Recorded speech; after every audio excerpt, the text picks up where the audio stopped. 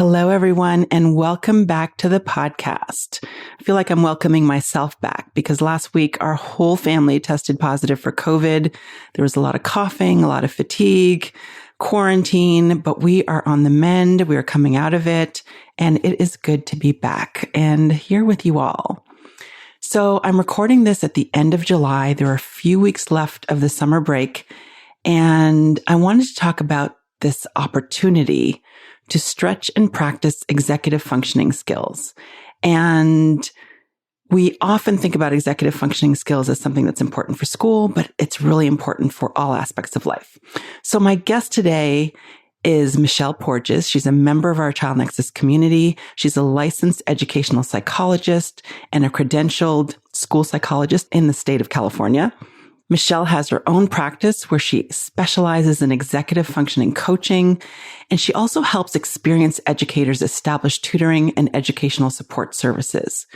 She routinely works with individuals of all ages. She presents workshops. She's done a lot of webinars and town halls with Child Nexus, providing trainings on executive functioning coaching. And so she's here to talk to us about things we can do as we wrap up summer to continue to build executive functioning skills and prepare for the transition to a new school year. Join our conversation. It starts now. Millions of kids struggle with learning, processing, and social emotional difficulties. These challenges interfere with their ability to reach their full potential. Dr. Karen Wilson is here to help. Her extensive background in pediatric neuropsychology and higher education have prepared her for this unique mission. Listen as she delivers content to inform, educate, and empower parents and educators. This will enable you to identify challenges that kids face and get them on the road to achieving their full potential. This is Diverse Thinking, Different Learning by Child Nexus. Hi, Michelle. Thanks so much for being here. Thank you so much for having me. I always love coming on to these podcasts. And I love the work you do. You know, I'm a big fan of executive functioning. I talk a lot about it. We've been talking a lot about it on the podcast. And I love that the work that you do in supporting kids who struggle with executive functioning, you're such an asset to the Child Nexus community. So again, the opportunity to have you here, I was just very excited about you being here. Thank you. So before, I know we've talked a lot about executive functioning, but there might be people who are listening for the first time. When you were describing executive functioning to parents, to students, I mean, there's a number of ways to describe it, but how do you describe it? So I think I start with my sort of I statement, and anybody who's developing their business is sort of an I statement. So my I statement is I help people manage three things, which is their time, their stuff, and their information. And that to me is what executive functioning is. Like, how do we manage all this information that's coming in at us all the time? How do we manage our time so that we're where we need to be, so that we control time and time doesn't control us? And then how do we have a semblance of organization so we know where things are so that we can find things when we need them? Right. And that is, I mean, executive functioning, we think about it as being important for kids in school, you know, particularly as the academic demands increase, but it's a life skill. You know, it's a life skill. It's something that is essential for everything that we do as adults, as well as students. It is essential. And the other thing that I think that people need to remember about executive functioning is it's not study skills. It's brain work. There is an aspect of learning how to study for a test or write a paper, but there's also an aspect of how to manage your cognition, how to think about your thinking, and how to moderate your emotions and be in your thoughtful brain, being in a place where you can learn and act intentionally. Absolutely. And it's so many things. We often say that it's an umbrella term for so many different things. And not all kids struggle with all aspects of executive functioning. You know, some kids are fine with organizing because they've learned to compensate, but have trouble with working memory, have trouble with shifting back and forth between tasks. And so I think keeping in mind that executive functioning involves a number of different processes is really important. I agree. And, you know, when we think about executive function, again, we often think about managing schoolwork, managing academic tasks, because on this podcast, we're talking about kids who think and learn differently. But when you mentioned managing time and information, that's not only important when school is in session. That's correct. Yeah. And so there are a few weeks left of summer break. And it seems that there's still an opportunity to stretch and practice those executive functioning skills. I'd love for you to talk about that, because there might be some parents who are listening who are thinking, I've got some time over the summer. My kids really struggled with executive functioning. There's still time to build those skills. And I'd love for you to share some ways that parents can do that. Absolutely. And it's one of my favorite things to talk about, that life, executive functioning is life. So one of the things to think about in summer is that there's opportunities to practice in a less stressful environment. School, there's a lot going on. You're multitasking all the time and there's homework all the time. But in the summer, we can really set the seeds for the school year, and we can also practice certain things. So what am I talking about? One is the idea of having a structure and having a meaningful or a weekly structure. And that's important in the summer. So even if your kid goes to camp, or even if you said, you know what, this year, and we know that this year was tough, I want to let my kid have free time. Absolutely. But create a structure and create a weekly schedule to sort of have things work out, I think is important. It's okay to include downtime. It's okay to include free time. It's even okay to include screen time, but have the structure. So sometimes I hear from families, okay, it's summer and he's on the iPad, for 3-4 hours at a time. Sometimes that's because there isn't a structure. And the structure can be, here's your free time, but here's the other kinds of stuff. So one of the things I suggest is that people do have a daily schedule. And it can be loose. It doesn't have to include everything, but it should hit certain things. Having checklists are really important. We function off of checklists. Yes. And we call them to-do lists. And people often mistake or overuse checklists. So I had a family once reach out to me, and the mother said, I can't do a checklist for everything. And I get what she was saying, because really what she was saying is, okay, here's a checklist for the morning schedule. Here's a checklist for the evening schedule. And she overused the checklist. But in general, when you think about a checklist of 3 to 5 things that you got to get done every day, and this is important, and one of them is an organizational task, that's a nice way to bring executive functioning in. And why do I say organization? Because an organizational task is very physical. And it's one of the things that I and many other executive functioning coaches start with. So you can see a messy desk and a clean desk.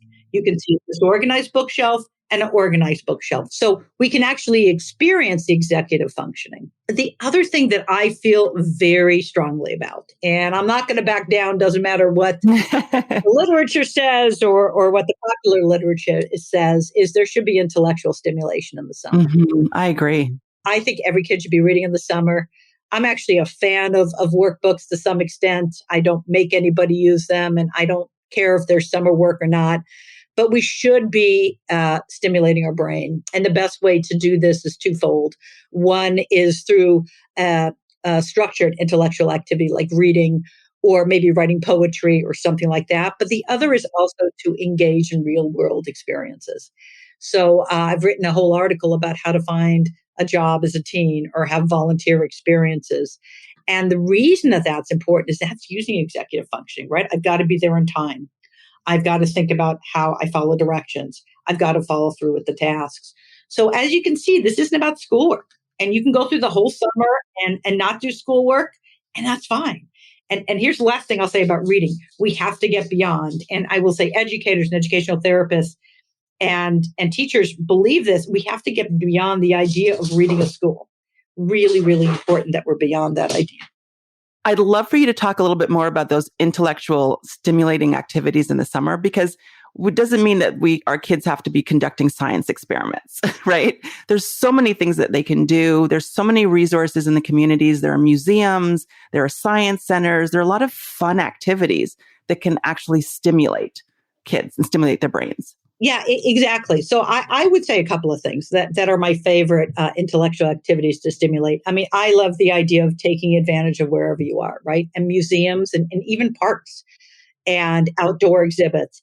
But what sometimes happens is people look at them in isolation, which means that you go, you see, you leave.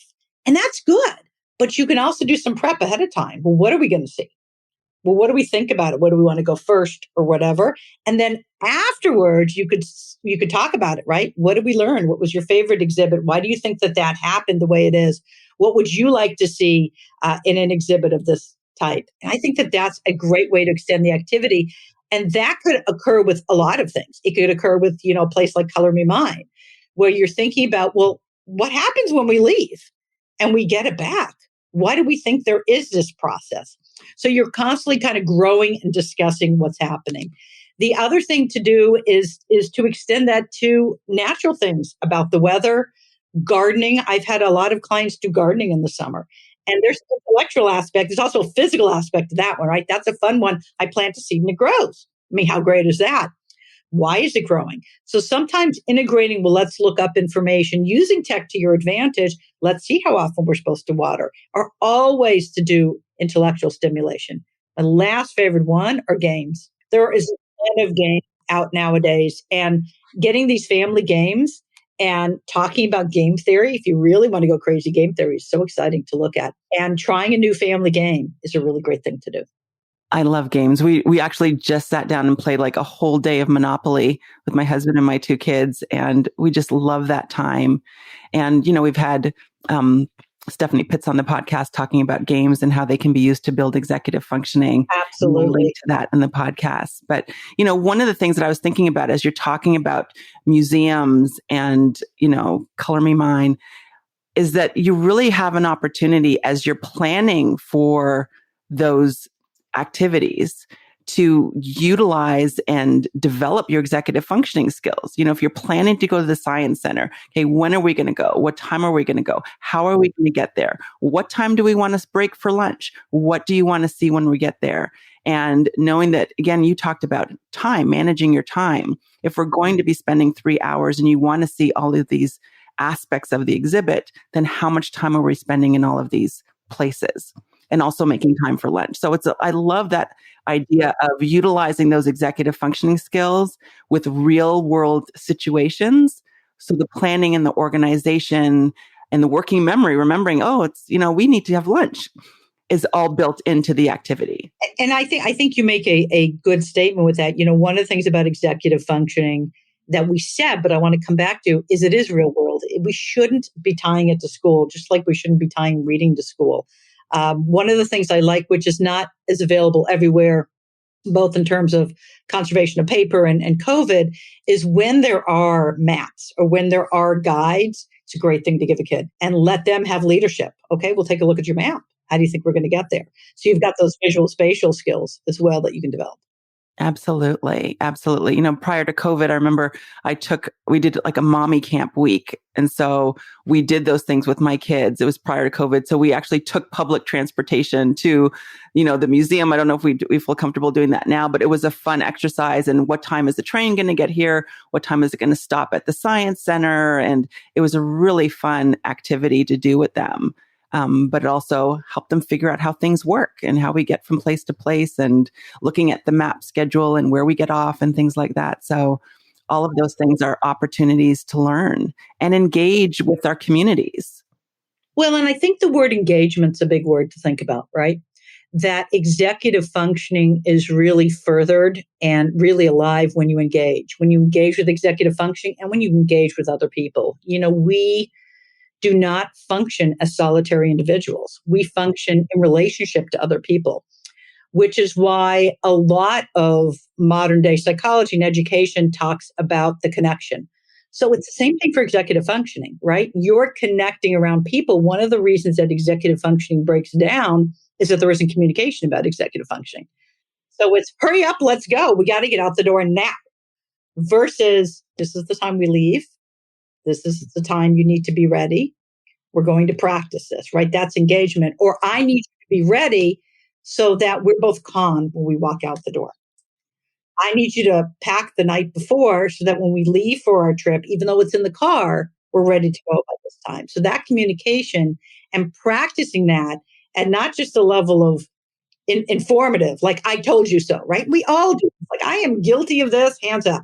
Like, but I told you we were leaving at 8, right? But I told you to do this. That's one level. But the why, here's why. For our system to work, because it's all about effective. And I tell my clients, We want to be more efficient. I'm always looking to be more efficient. I want as much free time in my life as I can get. How can I be more efficient? So, but to be more efficient, we got to be on the same wavelength. Right. Absolutely. And I love that piece about engagement. And it makes me think about, we're going to be taking a summer vacation and we're really engaging our kids in that process because that's planning. That's planning. We're leaving, in August. What are the things that we need to do? What do we need to bring? And then when you talk about checklists, let's make our list of things that we need to bring with us. What do we need to pack? When do we need to put them in the suitcase? We don't want to start packing now because you might need it for camp this week. So all of that helps with developing organization skills, planning skills, self-monitoring skills. And it really helps with the engagement because kids are excited. Anytime your kids are going to go on a trip or go somewhere new, even if it's visiting grandparents or visiting cousins, it's all part in collaborating with them and in really including them in the planning process for those trips, even if it's just a weekend getaway. Absolutely. And one of my favorite things to talk with people about and talk with clients about, because I have clients who are all age, is the relationship of time and being continuous. And what do I mean by that? So the night before, you're having a planning time. Here's what's coming up. Here's the plan about what we're going to do tomorrow on the trip or whatever. But then the time connects. So after the activity or the plan, you're reflecting. So if you're constantly in the movement of let's plan, let's do, let's actualize, make sure things happen, and then let's reflect on the process, you're getting everything. And think about that. How great would that be if we could all plan something, do it, even if it doesn't go to plan, go, whoa, that didn't work. What do we need to do differently tomorrow or the next day? Reflect on it and then reset, have that new plan. How nice life would be. There's always going to be those bumps. Okay. You wake up, car doesn't start. The computer doesn't start. There's going to be those bumps. But it's what is the time? Does time control you or do you control time? And do you understand these aspects of time and how they're a relationship to each other? Absolutely. When I think about time, I'm thinking about this time in the summer, August. And August is that month when, I think you've described as thoughts and actions related to the upcoming school year increase. But like you said, and like we talked about before we got on the podcast, it's still a summer month. So parents, there's a little bit of panic starts to set in where it's like, oh, I have to go and get all the school supplies. I've got to get clothes for school. I've got to figure out what the schedule is going to be. What do you say about August? What do you tell parents about August? And I appreciate the question. I do a lot of reflecting in the summer. I do a lot of my own planning in the summer. So I try and practice a lot of what I talk about. And one of the things that I came to realize is that we don't need to lose August, or we shouldn't lose August. Like we get to August and we're like, oh no. And it's not just parents. Anxiety starts to come up. Teachers' anxiety starts to come back. And some of that is normal, right? July is a magical, mythical month. It just feels like the world is right, except when it's not. But it feels from an education or a school point of view that it's just a magical month. And we get to August and we want to almost throw August out. And my thoughts are we need to have balance. We should absolutely enjoy August. Now, I do realize that some schools start late July or early August, maybe not in Los Angeles, but in other parts of the country, slightly different. But the idea is we don't want to throw that month out. But there are things that we can do that will not raise anxiety so much, that can prepare but still preserve the month of August. Things like going through, before you buy school supplies, look at what you have. Go through and see, because sometimes parents are buying new highlighters and new markers and new pencils and pens, only to find that there's 3 packs that haven't been opened. So going through what you have with your child, and that's the key, that when it's about school, we want to go through with the child, not just to go buy the supplies. We don't get to earn the reward before we see what we have. We want to go through the learning space and say, well, what does we want? Let's dream, not let's get ready. Let's dream. What would your learning space look like? And I say that, and again, you're just doing a little bit of this because every year a child is different, right? So the setup that you had for second grade might be different when the child's ending third grade. They might need more of a bookshelf. They might need a bigger place or different kind of storage. beginning to start about what is that schedule going to look like? How can we be intentional of thinking about what do we want? How much can you play two sports anymore? Maybe you can't do fall ball and soccer at the same time.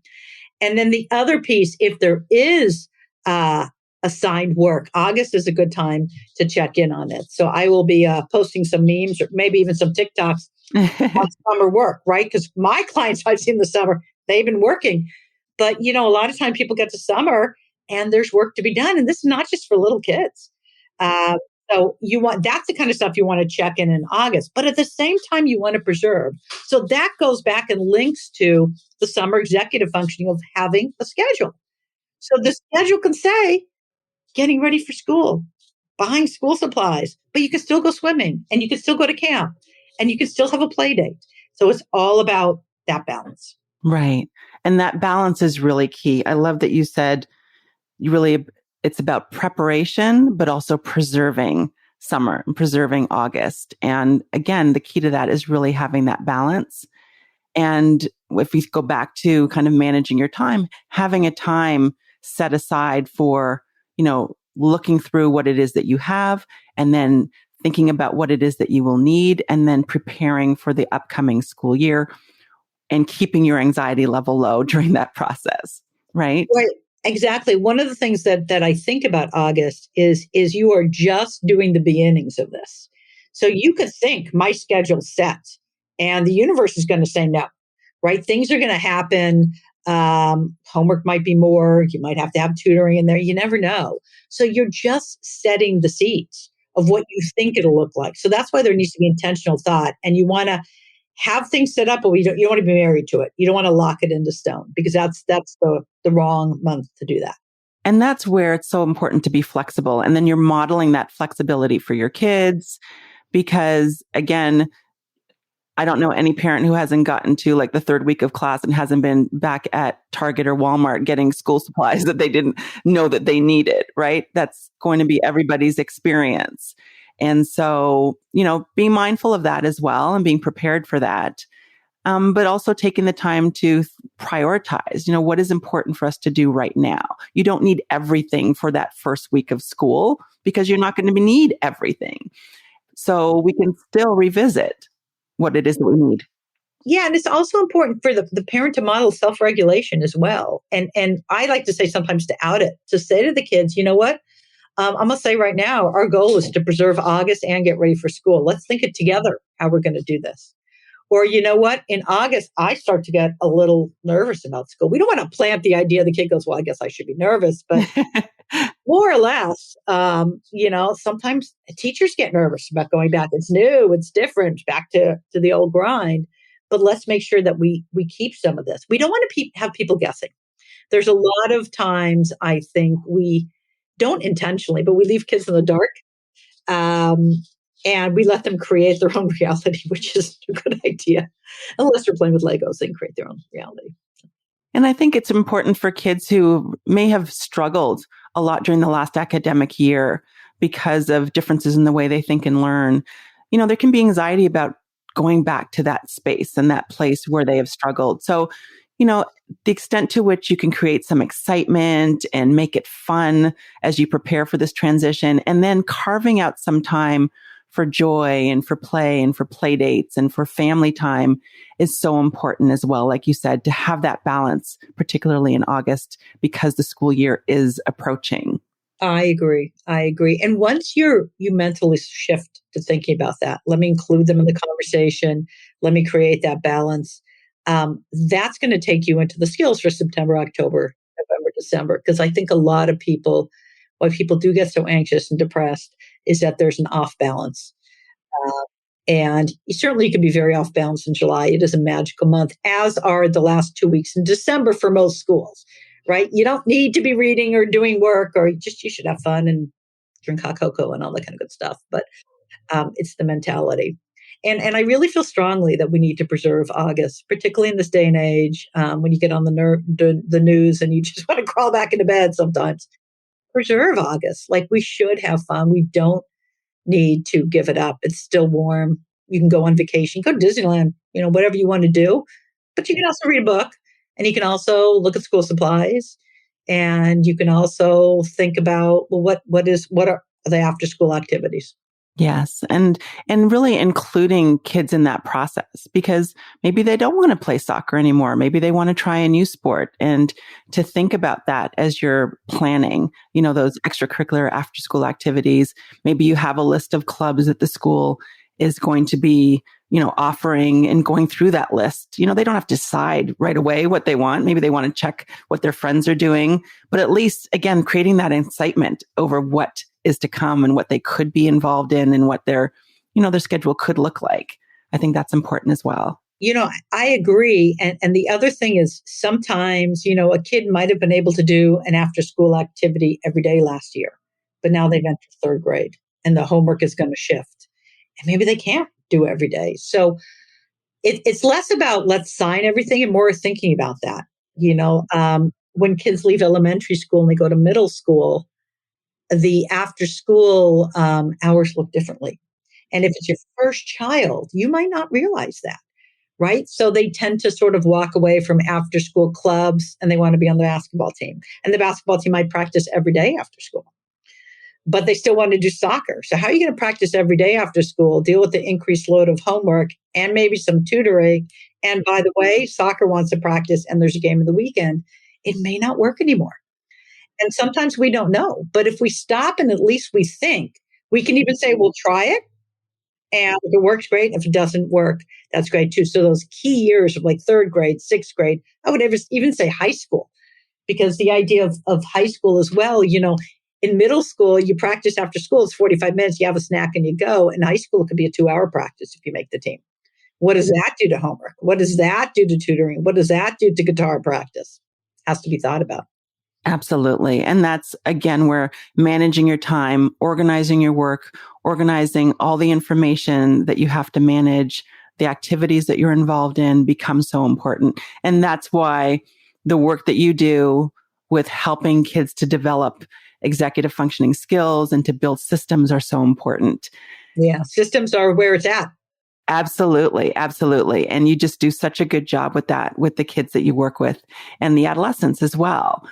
So, Michelle, this has been such a great conversation. And I think that really what you're doing is that you're helping parents and students make executive functioning skills part of life, right? You're incorporating it into daily activities, which is important because, like you say, meaningful experiences can be enhanced when we do that. And I know that parents who have kids who might struggle with executive functioning, who are thinking about transitioning back to school, who may need a little bit of support, who might know that their kids are going to be, starting a new academic year where those executive functioning demands are increased and they may need some additional support. What is the best way for listeners to connect with you to know, what are some of the best ways I can support my child or consult with you on putting some systems in place? I appreciate that. Thanks so much. So first of all, I have a website. It's www.michelleporjes.org. I think maybe we'll put that in.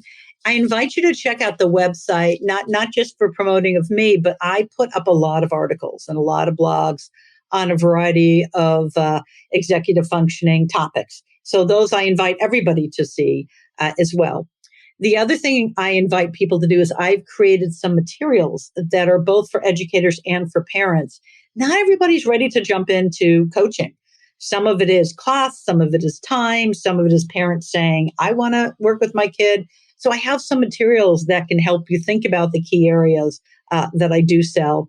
And I also do offer consultations. Like I said, I offer coaching. I love coaching. I set a certain amount of time for coaching individual clients during the year. But not everybody's ready. And sometimes people just want to consult. I have a mom I see in the South Bay. We're meeting 4 hours this summer because she's like, this is a big issue. I'm going to be helping her. Teach me, I'll teach her. I was like, bring it on. And we get together and we go through the materials and we discuss and we talk and we do stuff. So we're just consulting. And it works for her. It's cost efficient for her. It's time efficient for her. And I'm happy to look creatively with anyone who wants to have a conversation. Wonderful. And I will be sure to link to those resources in the show notes. Michelle, thank you so much for being here.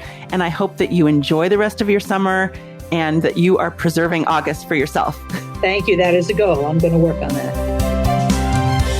Thanks for listening to Diverse Thinking, Different Learning by Child Nexus.